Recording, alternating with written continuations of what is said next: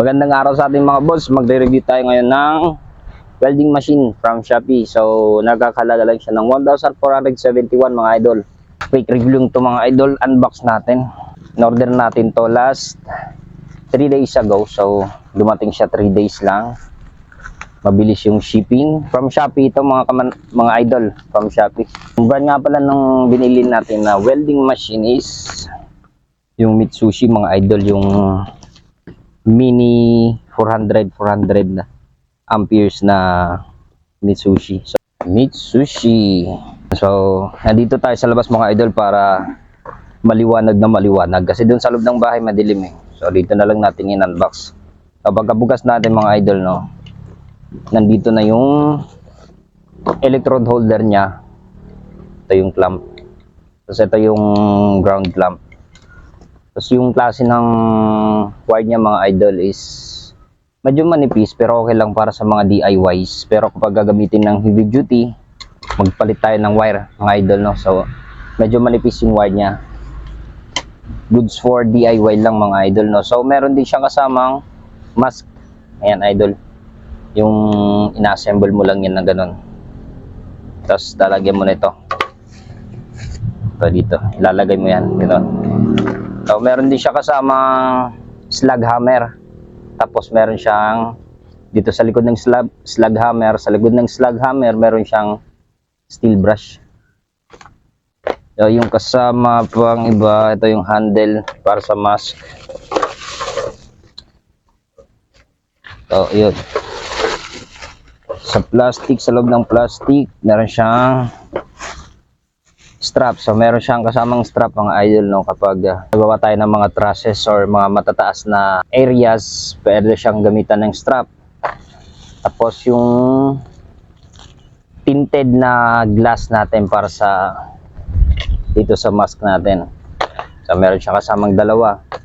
And then, nandito rin yung user's manual mga idol, no.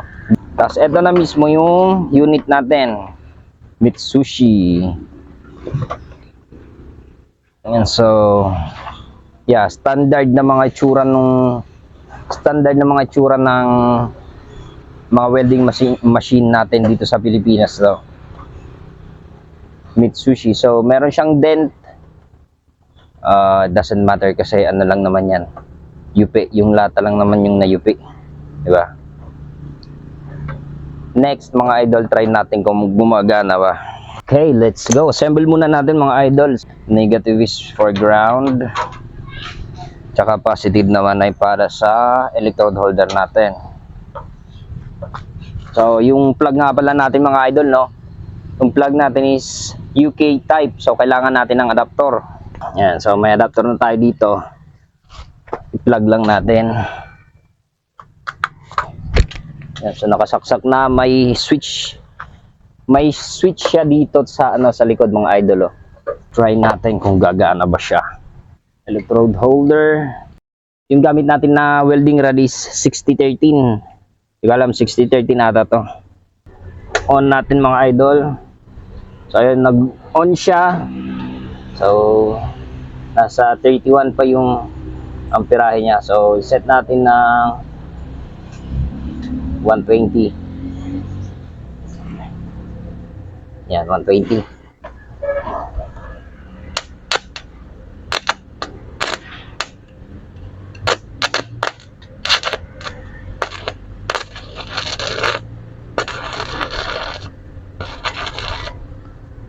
Yeah. So, hindi siya ganun kalagas mga idol, no?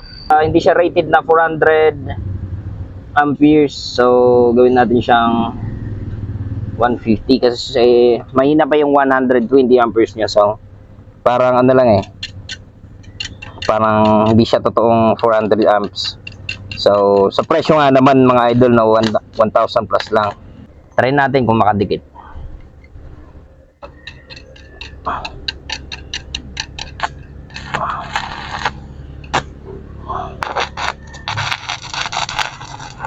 Yeah, so kulang pa rin yung lakas niya, nasa 160 na yan mga idol. So gawin natin siyang 200. Ayan, 200 na.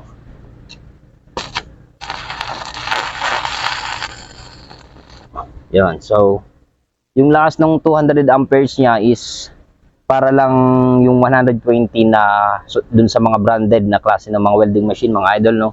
Ayun, nakaka-weld naman siya. Goods for ano siya, mga idol, goods for DIY, pero di ko lang alam kung heavy duty pa talaga to, mga idol. Pero nakaka-welding siya, di ba? Yun yung malaga. Oh.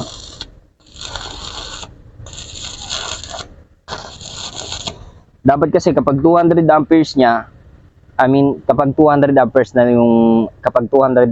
yung welding machine, lusaw na to, yung ganitong kanipis na flat bar. Lusaw na yan eh. Lusaw na dapat yan. Pero ito hindi pa. Kahit ibabad mo, hindi siya malulusaw, no?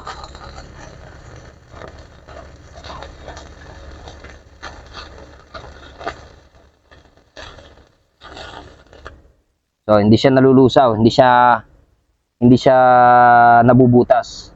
Ibig sabihin niyan, hindi siya rated na 400 amperes, mga idol. 200 amperes na siya, pero yung lakas niya parang 120 lang. So, yun lang. Goods, working naman. Pwedeng-pwede na sa mga DIY. Huwag kalimutan ni like at share, pa-subscribe na din, mga idol.